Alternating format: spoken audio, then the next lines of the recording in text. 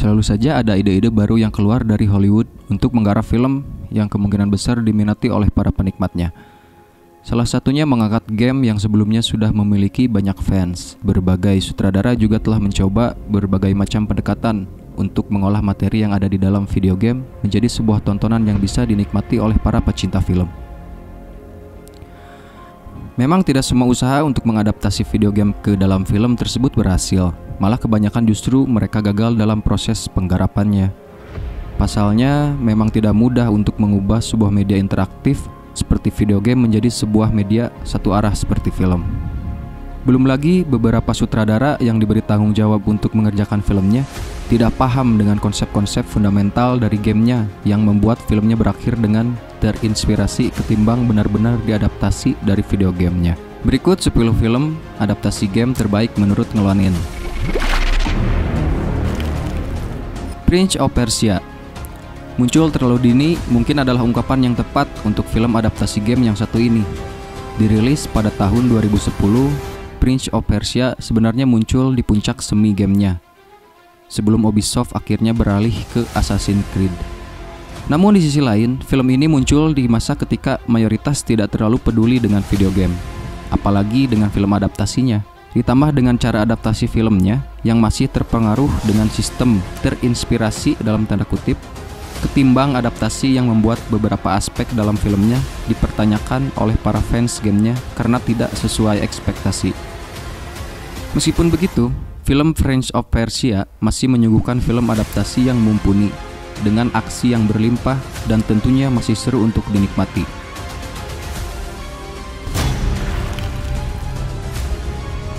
Resident Evil. Adaptasi Resident Evil ke dalam film memang memecah fansnya menjadi dua kubu. Kubu yang pertama tentu adalah yang membenci film adaptasinya karena melenceng jauh dari cerita di dalam gamenya, serta adanya tambahan karakter Alice yang diperankan oleh Mila Jovovich yang tidak ada di dalam gamenya namun menjadi sentral di dalam filmnya. Kedua kubu tentu adalah para fans yang mampu menerima arah yang diambil oleh sutradara Paul W.S. Anderson dan menikmati film Resident Evil ini selayaknya film aksi horor dengan sentuhan tipis dari dunia Resident Evil. Formula ini sendiri terbilang berhasil untuk Resident Evil, yang membuat filmnya dibuat kelanjutannya hingga 6 sequel. Angry Birds. Siapa yang menyangka bahwa sebuah game puzzle bisa diadaptasikan ke dalam sebuah film layar lebar? Itulah yang dibuktikan oleh game buatan Rovio Entertainment, Angry Birds. Game yang meledak di awal era smartphone ini ternyata dengan cerdik menerjemahkan karakter-karakter yang hanya memiliki kekuatan unik di dalam gamenya menjadi memiliki kepribadian untuk membawakan narasi filmnya. Harus diakui bahwa film adaptasi ini terasa sangat datar atau bahkan cheesy bagi para penikmat film. Ia tidak menawarkan sebuah film animasi dengan cerita sedalam Pixar.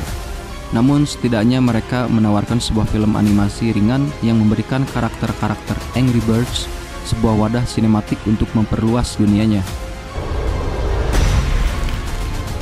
Tomb Raider.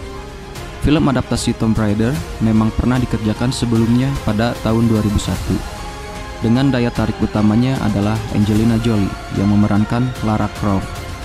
Namun filmnya sendiri kurang terasa relevan dengan video gamenya. Hal itulah yang akhirnya membuat film Tomb Raider ini direboot pada tahun 2018 lalu dengan pendekatan yang lebih kuat terhadap gamenya. Hasilnya adalah sebuah film live action yang seakan diambil langsung dari video gamenya. Berbagai adegan ikonik dalam gamenya direalisasikan ke dalam filmnya. Sayangnya, sang sutradara lebih mengedepankan untuk mengambil aspek aksi ketimbang ke dalam cerita dari gamenya, yang akhirnya membuat beberapa penonton merasa filmnya menjadi terlalu biasa saja. Assassin's Creed. Setelah gagal dengan Prince of Persia, Ubisoft kembali berusaha membawa franchise gamenya ke layar lebar. Kali ini dengan seri original terpopulernya yaitu Assassin's Creed. Kini mereka mengambil langkah yang lebih percaya diri untuk benar-benar mengadaptasi gamenya ke dalam film. Apalagi Ubisoft memberikan sebuah cerita yang segar dan sudut pandang baru terhadap pertarungan antara Assassin dan Templar ini. Namun, Dengan semua formula terbaik yang coba ditawarkan oleh Ubisoft lewat Assassin's Creed, mulai dari cerita yang original, karakter yang diperankan oleh aktor dan aktris ternama, serta budget besar agar filmnya tampil maksimal, ternyata masih belum mampu memuaskan para penikmat film terhadap film adaptasi ini. Namun setidaknya sebagai gamer, Anda masih bisa menikmati film adaptasi ini. Warcraft, World of Warcraft atau yang dikenal dengan WoW, memang harus menanti cukup lama hingga akhirnya film adaptasinya berani dibuat oleh Blizzard. Namun semua penantian yang harus dialami oleh para fans Warcraft akhirnya terbayar ketika akhirnya film adaptasinya ini dibuat pada tahun 2016. Film ini sendiri dipersiapkan untuk menjadi trilogi, sehingga di film pertamanya ini tidak banyak plot yang dibahas, hanya berfokus pada bangsa orc yang harus kabur menggunakan portal menyerbu ke dunia manusia, yang berarti manusia juga harus bertahan dari serbuan para orcs. Sayangnya beberapa hal yang membuat gamenya sangat dicintai oleh para fansnya tidak dibawa ke dalam filmnya. Film Warcraft ini menjadi terlalu serius dan terasa tidak fun seperti gamenya. Visualisasi beberapa karakter yang berbeda mungkin juga akan mengganggu. Sebagai sebuah film yang didedikasikan untuk para fans, film adaptasi ini mungkin menjadi terasa kurang ramah bagi yang tidak mengetahui game sebelumnya. Banyak Easter egg ataupun reference yang hanya diketahui oleh para pemainnya saja.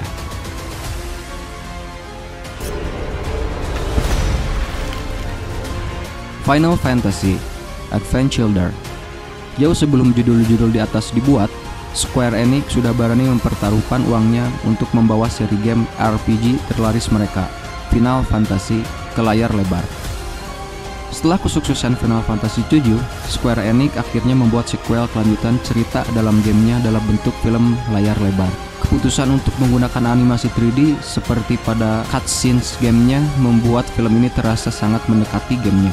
Meski bisa dibilang Square Enix telah mengkomodasikan beragam formula yang harusnya tidak bisa gagal untuk sebuah film adaptasi dari video game yang mereka buat, namun nyatanya ada beberapa hal yang kurang dari film ini. Pertama, banyak hal yang tidak akan dipahami bagi mereka yang tidak memainkan gamenya terlebih dahulu, serta karakter-karakter selain Cloud dan Sephiroth yang sayangnya menjadi terasa tidak penting di film ini. Sonic the Hedgehog masih menjadi misteri apakah kontroversi yang muncul ketika desain awal dari Sonic ini diperkenalkan merupakan strategi marketing atau memang ketidaksengajaan. Namun keputusan untuk segera merombak desain dari sang karakter utama sebelum filmnya keluar adalah keputusan terbaik yang diambil oleh Paramount Pictures dan Sega. Karena ketika mereka akhirnya mengembalikan desain Sonic mendekati karakter originalnya di game, film ini jadi lebih bisa dinikmati. Film ini cukup pintar memberikan sedikit porsi perkenalan di awal film tentang alien biru super cepat ini, yang membuat kita dapat memahami mengapa ia harus berada di bumi. Hal ini membuat kelanjutan ceritanya bersama para karakter manusia, termasuk sang musuh bebuyutan Dr. Robotnik, menjadi lebih masuk akal. Sonic sendiri menjadi salah satu film yang berhasil keluar dari zona film adaptasi buruk, meskipun terbilang menggunakan cerita yang sedikit melenceng dari gamenya. Mortal Kombat menjadi paling baru di antara yang lain. Mortal Kombat memang dibuat dari pembelajaran dari sekian banyak film adaptasi video game yang telah gagal. Jarak 24 tahun dari film live actionnya terakhir, serta berbagai seri game yang sukses menjadikan film ini lebih matang hampir di semua aspek. Hasilnya, semua film adaptasi yang mayoritas mampu membawa segala yang dicintai para fans dari gamenya. Namun, bukan berarti Mortal Kombat merupakan film adaptasi game yang sempurna. Keputusan untuk memperkenalkan karakter baru membuat cerita berjalan di sekitarnya dianggap menyebalkan bagi para fans, karena karakter-karakter ikonik dari gamenya seakan malah menjadi karakter pendukung saja. Ditambah dengan dialog yang mungkin masih terasa canggung dan aneh di beberapa adegan. Namun tentunya secara keseluruhan, Mortal Kombat masih tetap menjadi salah satu film adaptasi game terbaik untuk sekarang.